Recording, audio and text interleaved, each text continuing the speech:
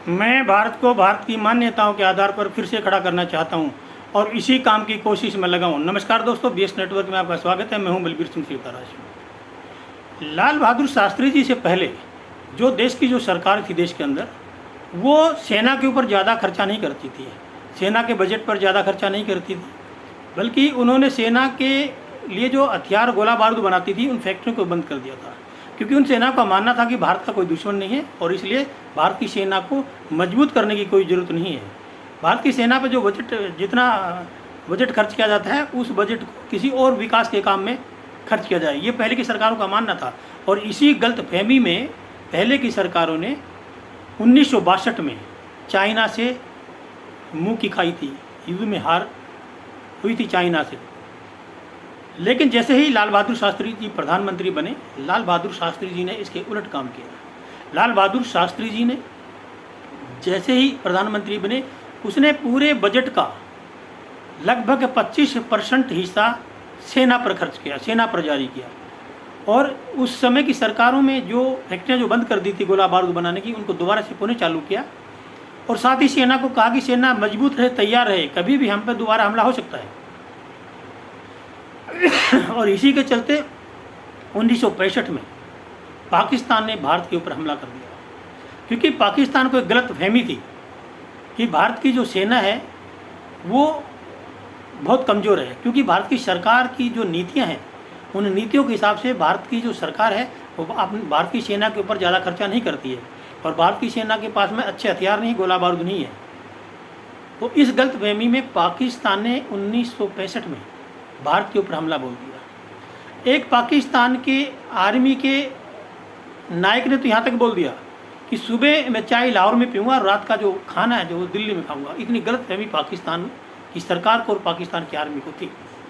और इस गलतफहमी के चक्कर में आके पाकिस्तान ने 1965 में भारत पर हमला बोल दिया। और जब भारत पर हमला बोला तो उस समय 1965 में भारत की जो आर्मी थी वो इतनी मजबूत हो चुकी थी, लाल बहादुर शास्त्री जी के राज में भरपूर मात्रा में हथियार और गोला बारूद था पाकिस्तान भारत की आर्मी के पास में।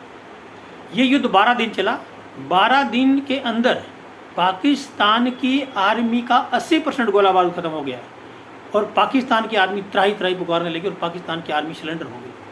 और इधर भारत की आर्मी पाकिस्तान के लाहौर और कराची तक पहुंच गई। जब पाकिस्तान की सरकार को लगा, पाकिस्तान की आर्मी को लगा कि अब तो हमें आगे नहीं बढ़ना, अब तो हमको पीछे हटना ही पड़ेगा, तो पाकिस्तान की आर्मी पीछे हट गई और पाकिस्तान भाग करके अमेरिका के पास गया। और अमेरिका के पास जाकर के पाकिस्तान ने गुहार लगाई कि शास्त्री जी को समझाइए, शास्त्री जी को रोकिए, क्योंकि भारत की सेना लाहौर और कराची तक पहुंच गई है। तो अमेरिका के प्रधानमंत्री ने शास्त्री जी को फ़ोन लगाया। शास्त्री जी ने कहा मैं इसमें कुछ नहीं कर सकता, क्योंकि हमला भारत ने नहीं किया, हमला पाकिस्तान ने किया। और जब पाकिस्तान ने हमला किया है तो पाकिस्तान की आर्मी को मुंह तोड़ जवाब देना, पाकिस्तान को शक्ति से जवाब देना हमारा अधिकार बनता, हमारा राइट बनता है। तो इसलिए अमेरिका को लगा कि शास्त्री जी मानने वाले नहीं हैं, तो अमेरिका संयुक्त राष्ट्र संघ के प्रधानमंत्री के पास गया, क्योंकि संयुक्त राष्ट्र संघ के प्रधानमंत्री और लाल बहादुर शास्त्री जी की बहुत नज़दीकियाँ थी, बहुत अच्छी दोस्ती थी। उसके बाद में संयुक्त राष्ट्र संघ के दबाव में आके शास्त्री जी ने युद्ध विराम की घोषणा की। तो युद्ध विराम की घोषणा करने के बाद 1965 में एक ताशकंद समझौता हुआ, जिसमें शास्त्री जी ताशकंद गए और उधर पाकिस्तान का प्रधानमंत्री अपने कैबिनेट के साथ में ताशकंद गए। और ये 8 दिन तक समझौता चला, 8 दिन तक मीटिंग चली। 8 दिन पाकिस्तान के प्रधानमंत्री और उनके कैबिनेट के साथ लाल बहादुर शास्त्री जी की मीटिंग हुई और उस मीटिंग में फैसला हुआ ताशकंद का समझौता कि पाकिस्तान का जितना भी हिस्सा, जहाँ भी भारत की सेना पाकिस्तान में बैठी है, वो हिस्सा पाकिस्तान को वापस लौटा दिया जाए। और पाकिस्तान से लिखित में ये आश्वासन दिलाया कि पाकिस्तान कभी भी भविष्य के अंदर भारत पर हमला नहीं बोलेगा, भारत पर युद्ध नहीं करेगा भारत के साथ। ये लिखित में पाकिस्तान ने एक समझौता किया, मगर पाकिस्तान कहाँ मानने वाला है। पाकिस्तान तो ताशकंद समझौते के तुरंत बाद में उसने फिर ये वारदात शुरू कर दी। तब से लेकर आज तक कि वो समझौते का उल्लंघन करता रहा और आज भी कर रहा और आगे भी करता रहेगा, क्योंकि जिसकी जड़ी ऐसी है, जड़ में मट्ठा ऐसा डाला गया है, तो वो सुधरने वाला है नहीं। तो ताशकंद समझौते के पहले जब ये युद्ध हो रहा था भारत में और पाकिस्तान का, तो अमेरिका से एक लाल रंग का गेहूं आता था भारत के अंदर। अमेरिका PL 480 के तहत, पब्लिक लॉ 480 के तहत अमेरिका दूसरे देशों की मदद करता था कि लाल रंग का गेहूँ अमेरिका विदेशों को भेजता था खाने के लिए, क्योंकि उस समय भारत के अंदर गेहूँ की खाने की बहुत कमी थी। तो उस समय लाल बहादुर शास्त्री जी ने अमेरिका को गेहूँ लेने से मना कर दिया। जब अमेरिका ने गेहूँ लेने से मना कर दिया तो अमेरिका ने कहा कि आप भूखे मर जाएंगे।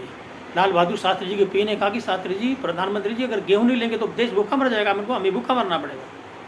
लाल बहादुर शास्त्री जी इतने ईगो वाले थे, उन्होंने कहा कि भूखा मरना मंजूर है, इस अपमानजनक जिंदगी, इस अपमानजनक गेहूँ से की रोटी खाने से अच्छा है कि इज्जत की मौत मर जाएं हम। उन्होंने गेहूँ लेने से मना कर दिया। तो इस बात का सबक अमेरिका सीख चुका था कि लाल बहादुर शास्त्री जी आसानी से मानने वाले नहीं है, और इसलिए अमेरिका संयुक्त राष्ट्र संघ के प्रधानमंत्री के पास गए और उनके दबाव में आकर के शास्त्री जी ने युद्ध विराम की घोषणा की। और इस समझौते के तहत भारत ने पाकिस्तान का जो हिस्सा, जहाँ आर्मी बैठी थी, आर्मी को वापस बुलाया, वो हिस्सा बाइज्जत पाकिस्तान को वापस लौटा दिया। लेकिन भारत ने अपना वादा पूरा कर दिया, लेकिन पाकिस्तान ने अपना कभी वादा पूरा नहीं किया। पाकिस्तान सब तब से लेकर आज तक उस ताशकंद समझौते का उल्लंघन करता रहा है, और करता रहा, आज भी कर रहा और कल भी करेगा। वो पाकिस्तान को समझ में नहीं आ रही, पाकिस्तान आज भी गलतफहमी में जी रहा है। और जब लाल रंग का गेहूं का जब लेना बंद किया और जब उसके पीए ने बोला लाल बहादुर शास्त्री जी को, तो शास्त्री जी ने दिल्ली में एक सभा बुलाई और सब पूरे देश के लोगों को कहा कि हम अमेरिका से जो गेहूँ आता है वो हमने लेने से मना कर दिया, क्योंकि वो हमें अपमानजनक गेहूँ भेजता है, उस अपमानजनक गेहूँ की भेजी रोटी हम नहीं खा सकते। तो पूरे भारत ने कहा कि हम भी नहीं खाएंगे। तो लाल बहादुर शास्त्री जी ने कहा कि भूखा रहना पड़ेगा, पूरे देश ने कहा हम भूखे रह लेंगे। तो एक दिन का फास्ट रखने का वादा लाल बहादुर शास्त्री जी को पूरे देश की जनता ने दिया। वो दिन सोमवार का था। तो आज भी पुराने ज़माने के लोग सोमवार के दिन फास्ट रखते हैं, और लाल बहादुर शास्त्री जी भी हर सोमवार को फास्ट रखते थे। और जब लाल बहादुर शास्त्री जी ताशकंद समझौते में गया, 8 दिन तक ये समझौता चला, ये मीटिंग चली। 8वें दिन जब ये समझौता हो गया, लाल बहादुर शास्त्री जी जब सोने के लिए अपने रूम में गए तो वो रात को खाना नहीं खाते थे। रात को उनको दूध पीने की आदत थी, दूध पी करके सोते थे, और वो किसी का हाथ का ना खाना खाते थे न दूध पीते थे। मगर लाल बहादुर शास्त्री जी के साथ जो उनका रसोईगा था, उसका उस दिन किडनैप करवा दिया गया, किडनैप करवा दिया गया, और नकली रसोइयों को दूध दे करके भेज दिया और दूध में जहर मिला के दे दिया, और शास्त्री जी ने पी लिया, और शास्त्री जी वो दूध को पी करके सो गए। जब सुबह उठे शास्त्री जी, तो सुबह शास्त्री जी मर चुके थे। उसके बाद में अमेरिका के लोगों ने मिल के, पाकिस्तानियों ने मिल के, और भारत के कुछ गद्दारों ने मिल के, कुछ कांग्रेस पार्टी के थे, कुछ कम्युनिस्ट पार्टी के लोग थे, कुछ कम्युनिस्ट विचारधारा के लोग थे, उन्होंने सब ने मिलाकर के एक प्रसारण किया टीवी के ऊपर कि भारत के प्रधानमंत्री लाल बहादुर शास्त्री जी का हृदय गति रुकने से निधन हो गया है। बल्कि एक कोरी झूठ थी। और उसके बाद में जिस रसोई का किडनैप करवाया था, उस रसोई को भी मरवा दिया गया था ताशकंद के अंदर। फिर लाल बहादुर शास्त्री की डेड बॉडी भारत में आई। जब लाल बहादुर शास्त्री जी की डेड बॉडी भारत में आई तो पूरी काली पड़ चुकी थी, नीली पड़ चुकी थी, और बड़ी आनंद फानन के अंदर उसका दाह संस्कार किया। लोगों ने कहा कि अगर हृदय गति से अगर निधन हुआ है तो लाल बहादुर शास्त्री जी की बॉडी का पोस्टमार्टम होना चाहिए, ताकि पता चले हृदय गति से हुआ या कैसे हुआ। मगर सरकार ने उनका पोस्टमार्टम नहीं कराया और आनंद फानन का दाह संस्कार कर दिया। दाह संस्कार कर दिया। उसके बाद में एक कमेटी बनाई, एक कमीशन बैठाया गया। उस कमीशन में निकल के आया कि लाल बहादुर शास्त्री की मृत्यु हृदय गति से नहीं हुई, उनकी मृत्यु जहर देने से हुई है। क्योंकि लाल बहादुर शास्त्री जी को न तो कोलेस्ट्रॉल था, न बीपी लो था, न बीपी हाई था, न शुगर था। तो इस ऐसे में कभी भी हृदय गति हो ही नहीं सकती, रुक ही नहीं सकती। और वैसे भी हर प्रधानमंत्री का रोजाना की मेडिकल जांच होती है। जब ये प्रधानमंत्री लाल बहादुर शास्त्री जी ताशकंद गए तो बिल्कुल फिजिकल फिट थे, स्वास्थ्य बिल्कुल टनाटन था। लेकिन ऐसे कैसे हो सकता कि वो साजिश के तहत मारा गया? वो उनकी मृत्यु आज तक रहस्य बना हुआ है।